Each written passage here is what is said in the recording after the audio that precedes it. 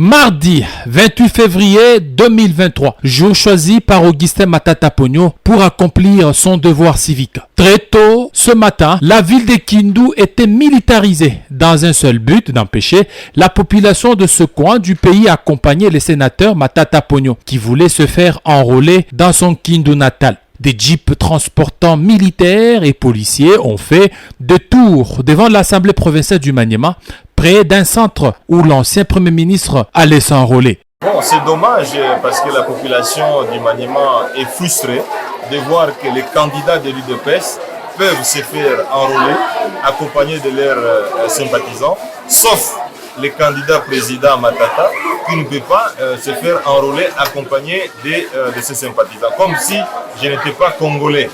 Mais c'est très dommage, vous avez vu vous-même le déploiement excessif des policiers, des déploiements des membres du cabinet du gouverneur, comme si M. Matata était un non-congolais, comme s'il était ennemi de la République. Et je pense que ce que nous cherchons, c'est le bonheur du peuple congolais. Et si on clame l'état des droits dans ce pays, on doit laisser les droits humains et des citoyens s'exprimer.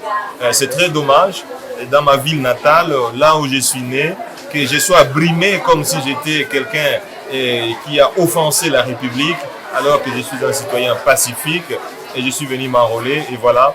Et je crois que pour préserver les vies humaines de ceux qui pouvaient être tués à cause de cette occasion, parce que les instructions sont telles qu'il fallait tuer les gens et montrer que M. Matata, c'est quelqu'un qui a versé du sang. Nous avons voulu protéger la vie des citoyens et nous enrôler pacifiquement. Le plus important, c'est de nous faire enrôler. En dépit de ces déploiements monstrueux, la population était prête à accompagner celui qu'elle surnomme Wakumbingu. En langue swahili, celui qui est du ciel. Boutiques, magasins, bureaux de la commune, écoles ont tous fermé pour s'allier derrière Matata Ponyo. Bien avant, c'est la mairie de la ville de Kindu qui a pris un arrêté portant interdiction aux leaders politiques de se faire accompagner lors de son enrôlement. Mécontent de la décision de l'autorité urbaine, le parti LGD du sénateur a attaqué ces décisions en justice et en a eu gain d'écho. Comme cela ne suffisait pas, une réunion urgente de conseil de ministres présidée par le gouverneur Aï a décidé d'interdire à nouveau la même mesure. En dépit de tout cela, Augustin Matata Ponyo, accompagné de son épouse, a eu sa nouvelle carte